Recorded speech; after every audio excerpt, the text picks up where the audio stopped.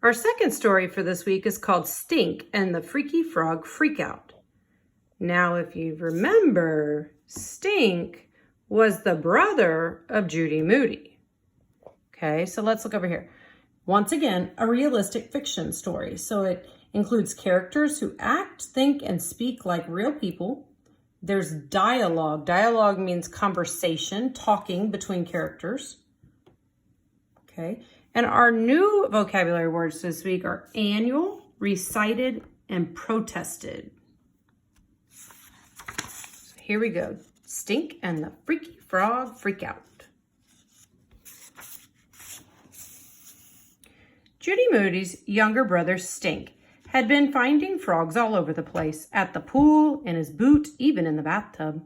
When Stink and his friends visited a nature center to learn about frogs, they find out about the first annual Neck Lake frog count.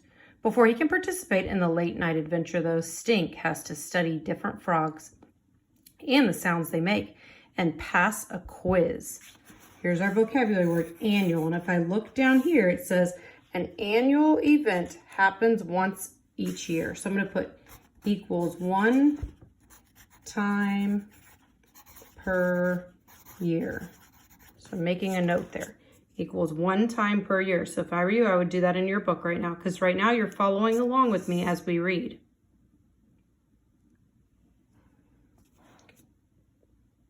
Okay. Creep, croak, squawk.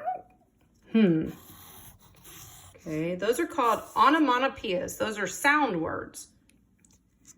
That's a type of figurative language. Stink listened to frog calls on the computer. He listened to frog sounds that he taped with his own tape recorder by sticking it out the window at night. Stink listened for frog calls on the way to school Monday morning and in the car on his way to swim lessons. Preep, croak, squawk. At swim practice, he tried some out on his friends. You sound like a duck, said Webster. You sound like a squeak toy, said Sophie. You sound like a sick banjo, said Riley. Thanks, said Stink. I'm going to write over here as a note. He's practicing frog sounds. That's what all those noise words are. We call those noise words, those sound words, onomatopoeias. Thanks, said Stink. See, spring peepers sound like squeak toys, and wood frogs sound like ducks quacking. You're quacked, said Webster. Sophie and Riley cracked up. Now look at this. Do you think two people can crack up like an egg?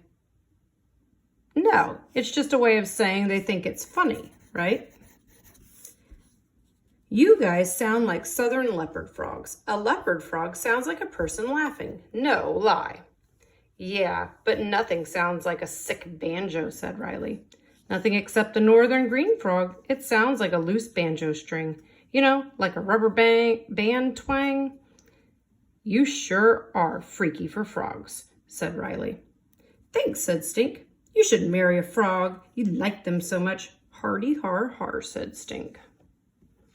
So they're kind of teasing him about it.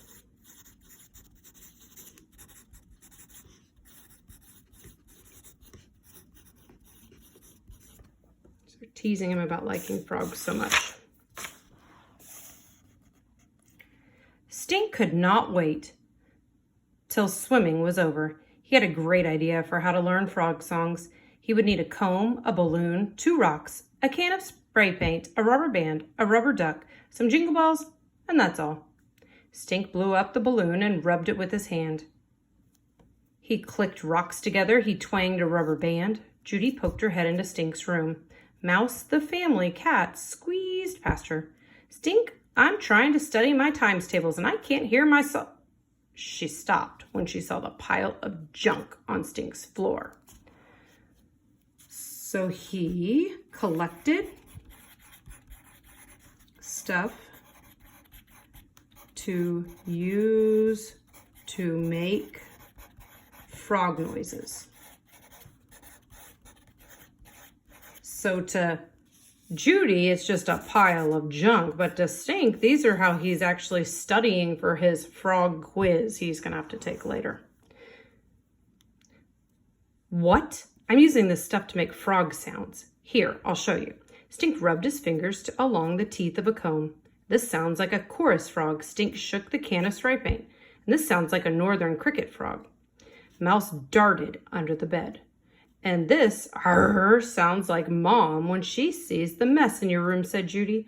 Hardy har har, chuckled Stink. You're croaking me up. Can you please shut your door so I don't have to hear Froggle Rock all day?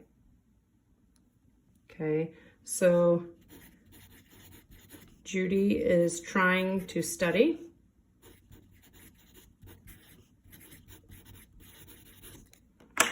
You're going to continue reading the book. You're going to finish. Here's the picture on the next page. You're going to go ahead and finish. I see the word recited, and look down here. It says if you recite something, you say it aloud after you've learned it. So you keep repeating it. Okay, you're going to read that page.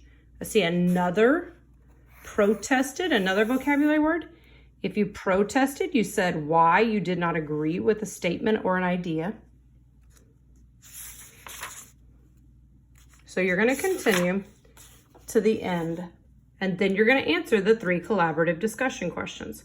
Read page 62 and 63. How would you describe Stink's interest in frogs? Why? And then you're going to answer these 2 also. Make sure you're answering your 3 questions in complete sentences.